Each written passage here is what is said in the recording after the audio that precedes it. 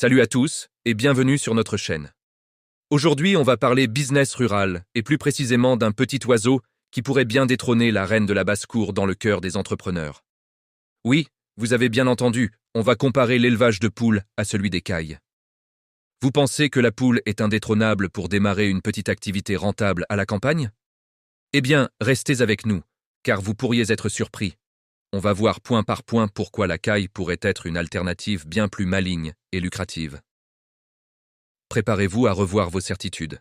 Commençons par le point le plus évident et souvent le plus contraignant quand on se lance, l'espace. Pour élever des poules, il faut de la place.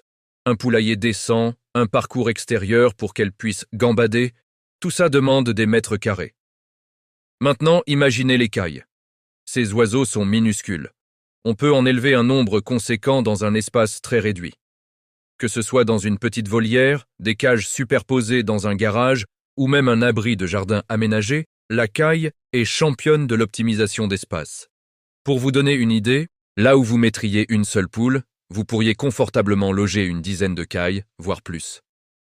C'est un avantage énorme, surtout si votre terrain n'est pas immense ou si vous voulez démarrer sans investir dans de grandes infrastructures. Moins d'espace nécessaire, c'est moins de coûts et moins de contraintes au démarrage. Premier point pour la caille. Passons maintenant à la vitesse. Dans le monde du business, le temps, c'est de l'argent, n'est-ce pas? Et sur ce terrain, la caille est une véritable fusée. Une poule commence à pondre vers l'âge de 5 à 6 mois. C'est déjà pas mal, mais attendez de voir la caille. Une jeune caille commence à pondre ses premiers œufs à seulement 6 ou 7 semaines. Oui, vous avez bien entendu, moins de 2 mois. C'est absolument incroyable. Cela signifie que votre retour sur investissement est beaucoup plus rapide. Vous achetez des jeunes cailles et quelques semaines plus tard, vous avez déjà une production d'œufs à vendre. Et pour ce qui est de la reproduction, c'est pareil.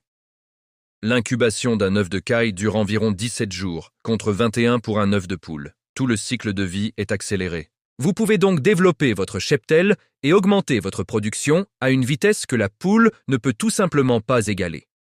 Maintenant, parlons chiffres et productivité. Une poule pondeuse, selon la race, va vous donner en moyenne un œuf par jour, avec des pauses en hiver ou pendant la mue. C'est une belle performance. Mais la caille, malgré sa petite taille, n'est pas en reste. Une caille en pleine ponte peut pondre un œuf par jour, presque 300 œufs par an. Alors oui, l'œuf est plus petit.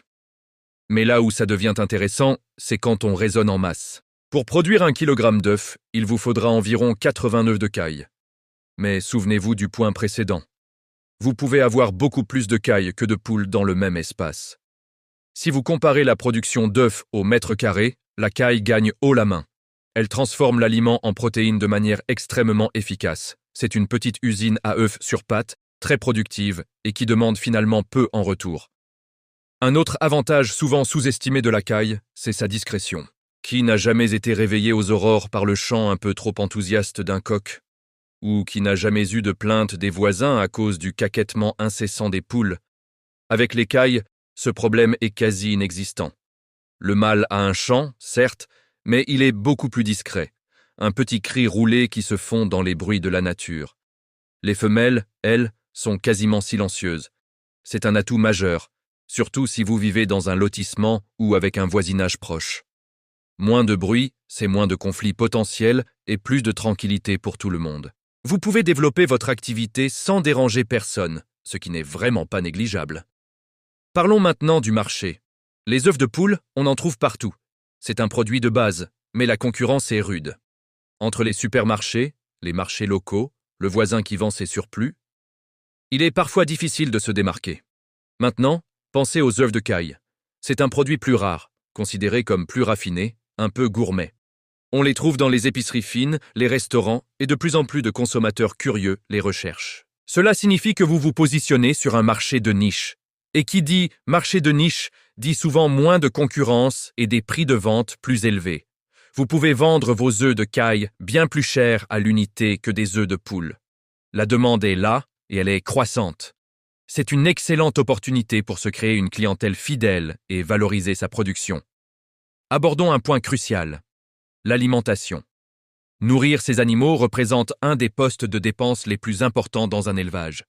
Une poule consomme en moyenne 120 à 150 grammes d'aliments par jour. Une caille, elle, se contente de 20 à 30 grammes. Faites le calcul. Pour nourrir une seule poule, vous pouvez nourrir 5 ou 6 cailles. Ramené au kilogramme d'œufs produits, le ratio est très favorable à la caille. Elle a un indice de conversion alimentaire exceptionnel. Elle transforme une petite quantité de nourriture en une production régulière d'œufs. Cela se traduit directement par une meilleure rentabilité pour votre activité.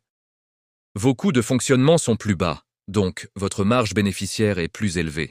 C'est un argument économique de poids en faveur de la petite japonaise. Et la santé dans tout ça?